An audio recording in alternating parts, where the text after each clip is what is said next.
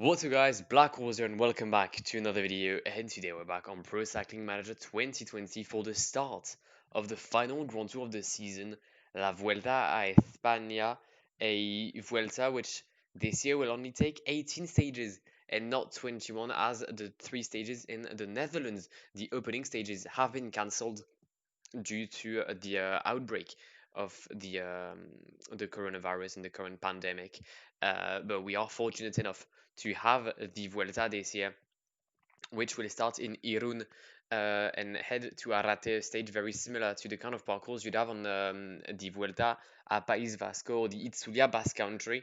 It's going to be interesting to see what happens. We do have the start list, and the team we shall select for this race is going to be none other than the Ineos Grenadiers. Um, sure, it is a strong team. However, there is a however. As you can see from the thumbnail, I have focused on one rider. I will be attempting to win La Vuelta with Christopher Froome. No one else. No Karapas. So we'll see how that goes. I might just bump his stat a bit. I feel like he's better than 77 Mountain. 77 is like Hugh Carthy. Chris Froome is a better climber than Hugh Carthy. But this entire tour is about Chris Froome's last ride with the Grenadiers. Can he win yet another Grand Tour on the team led by Dave Brailsford? Let's take a look. Well, I guess the Netherlands brought their weather to the start of the Vuelta, despite having 3 stages. At least we'll have their weather conditions. Froome and Karapas already at the front. But yeah, it feels weird to start a Vuelta like this. To start a Vuelta on a Tuesday as well feels odd. Not to mention that we're still during the Giro as well.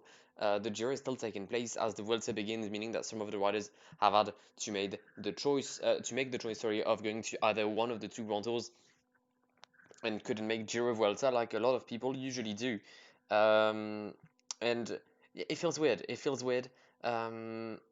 But as I said in the intro, we're fortunate enough to actually have the 3 Grand Tours this year. Things aren't looking great for the Giro right now. There's a lot of COVID cases. Hopefully, it won't be the case in Spain. I mean, I trust ASO because they've organized the Tour de France very well.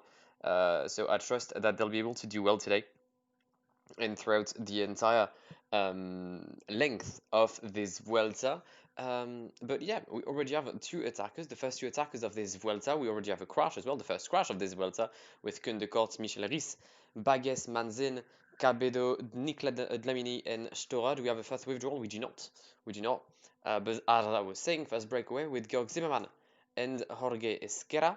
We do have the start list, in my opinion, much stronger than the one we've had on the Giro. The start list on the Giro, let's be honest, it's a bit ropes. I mean, if you've watched my Dukelang playthrough, you'll know what I mean. But should we take a look at some of the leaders? We'll obviously have Chris Froome for the Grenadiers. No signs of Karapas. I'm not having it. Is that another crash? No, that's an attack from Ian Garrison. Wow. Primoz Roglic and Tom Dumoulin are going to be leading Jumbo, sorry. No one for Bora. No one for UAE. EF will have Dan Martinez and Michael Woods. Enric Mas and Carlos Valverde. I'm tired, right? 2 a.m. Enric Mas, Valverde, and Marc Soler for Movistar. Thibaut Pinot and mainly David Gaudu for FDJ. Let's not sleep on David Gaudu. I feel like he could be a once to watch here. Cofidis, who comes there with Guillaume Martin. Very strong season for him. He was already in form during the Dauphiné before the Tour de France. He then did the Tour de France, the World Championships. So it's quite nice to see him on the Vuelta, but let's hope that he's not burning too quickly. Astana has Alexander Vlasov. Let's not sleep on the Russian. He's had to withdraw from the Giro, but he's been able to focus solely now on the Vuelta, and it could prove to be quite quite important in the mountain hierarchy. Israel Startup Nation comes there with Dan Martin for his final GT as a leader before having Chris Froome in his team next season. And then that's about it. You'll have the likes of Wout Poels, who else? Esteban Chavez, a few riders like that that can climb but won't be a threat whatsoever when it comes to the GC. Uh, and yeah, then you have the team of that came in with the sprinters, Caroral and Burgos coming here, trying to get the wins. I think like they did last season, Burgos with a very good Vuelta last year, with wearing the mountain jersey for quite a while, and then having a win, I believe, one or two wins, I believe, with Madrazo. But yeah, Marginski is in the break with Paul Ursulin, Jefferson Cepeda, Romain Seigle, Scott Davis, Sergio Henao, Mitchell Docker, Mehawi Kudus, Emmanuel Arviti. That's the peloton actually. I'm literally quoting the peloton. Wow. Wow. Two-man breakaway is Karaz Zimmerman. There's been a crash. There's been a crash. Ivan Souza. I was meant to have him protect Chris Froome, and he just crashed. Hopefully he can come back. But it's not looking great right now because Callum Scottson and Hector says keep on attacking, meaning that the peloton keep on chasing them, and it's not allowing anyone to come back into the first group. Dylan Van Baarle has now punctured. Wow, things are really not looking up for me at all. Wow, incredible. Oh, we've got a few crashes here and there. No one withdrawing though. I think we've had 12 riders crashing just before that. Puncture for Sean Bennett. So for Sam Bennett, my bad, the Irish rider of the Koninck. They won't wait for him. It's a very tough finish today. They are waiting for him. That's odd. That's really weird. I mean, sure, they've got no one GC-wise because they're all focused on Joe Almeida and the Giro, but still, that's weird. Also, I haven't taken a look at my start list, or my roster, sorry, but we have Andrea Amador, who left Movistar to join the team Ineos, Michal Golas, Cameron Worth, Brandon Rivera, so great riders here. And then we have Ivan Souza, Dylan Van Baarle, Chris Froome, and Richard Karapas. As I mentioned, Karapas will not go for the GC, nor will he go for stage wins. He won't. I don't know. It's either I use him to help Chris Froome, which I think I will, or I let him on automatic for the entire race. But I've seemed to remember that doing that strategy genuinely is not a smart plan because I did that with Fulsang on the Giro and he killed himself on the on the Lombardia and he killed himself with 80k to go. And there is the first withdrawal of the race. Rob Stannard, who I thought could have his chance on a few stages around that farm. How is it? Why is everyone crashing? Can you lot stop? Yannick Steimler's on the ground as well with Dlamini and Molinar. They're going to come back on the bike though. But yeah, Rob Stannard, who is someone I'd keep an eye on. He definitely has the qualities to get maybe a stage win or at least a top 5 on a certain day. So yeah, that's an L for Mitchelton Scott already losing a rider after just 80 kilometers in this Vuelta. And keep on crashing. David Gaudu and Hugh Carthy are the new two riders to have heated themselves on the ground. Ladanius, Bruno Armirail, Anthony Roux, Romain Seigle are going to wait for the Frenchman. They're going to keep Thibaut in the first group, somewhat logically. But all right, we're pushing the first KOM in 5 kilometers. And I think it's Timen Aranzman is on his own at the front, Ricardo Villela, 20 seconds behind, as Richard Karapas is the new rider to yeet himself on the ground. He's crashed with Axel de Mont, Smith, Lastra, Reto Hollenstein. Hopefully he can go back on his bike, although, I mean, yeah, okay, he's back on his bike, alright. Had he withdrawn, it wouldn't have been too much of an issue, because it would have solved my problem of what to do with Karapas. But yeah, I'd like not to lose him right now. Ivan Souza has crashed again. That's 2 crashes for Souza and 1 for Karapas. And these lots aren't pacing at all. Like, did they genuinely give up? I felt like they gave up. Wow. Well, we're gonna attack. We'll see if they chase me down. They might. I don't really care at this point. But yeah, if Karapas, I mean, as I said, it's not too bad if I get dropped. But I would have liked to have a teammate for Chris in the Alto de Arrate. Alright, Amador's going to take the points at the Alto de Can Pasar. I think Aaron's man got the first 3 points. Yep. Amador gets the next 3. That's nice. Karapas will not come back. He is. Wait, what? Oh, I read Landa. He is with Gaudu Ivan Sosa completely exploded. But yeah, I don't see Karapas coming back ever in this peloton today. And Godu Carthy gave up. FDG doesn't want to pace. So, yep, goodbye Karapas. Chris will be on his own in the Alto de Arrate today. Formula Michael Woods attacking in the Alto de Carabita, or Carabieta actually. Chris is a few positions down, but he's still here with Andre Amador and Dylan Van Baarle, which is fine. Sola is going to fight for third place. We need to come back on Formula and Michael Woods. This is definitely a stage that suits them more than it suits Chris, or more than it suits any GC guy actually.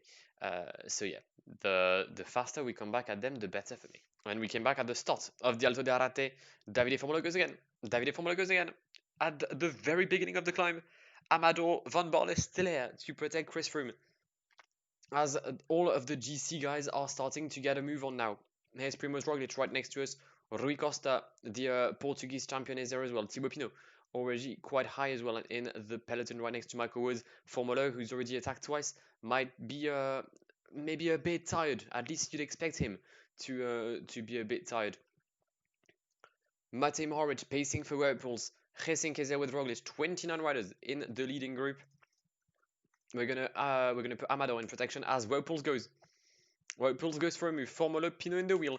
Yonis Aguirre loses a few meters here and there. Gesink, Roglic, Dumoulin still there. Dumoulin maybe starting to struggle as Davide Formolo completely disappeared from the peloton. He is 20 seconds in the lead. The Italian rider is going to be most likely the first leader of this Vuelta a España, unless someone can catch him. Yonis Aguirre doesn't look to be able to do so. Can Chris be the one? We'll see. We're going to follow and take the wheel of Thibaut Pinot, the Frenchman, leading us maybe to come back on the Italian. Come on, Thibaut. Chris in second place of this group. We're going to start the sprint. It's a bit early, but it should be a downhill portion. Can we go and get the win? Yes, we can. Chris Froome is the first leader of the Vuelta. Come on. Come on. Chris Froome, Roglic, Pinot, Davide Formolo, Vlasov Izagirre. The other Izagirre, Whirlpools, Guillaume Martin, Dumoulin and Dan Martin to complete the top 10. One stage, one win. Come on. What a start of the day. What a start of the Vuelta for Chris. Come on. Same second as Roglic and Pinot. We already have a GC top 3 distinguishing himself from the rest, or separating itself from the rest. Nice. Come on. Big up.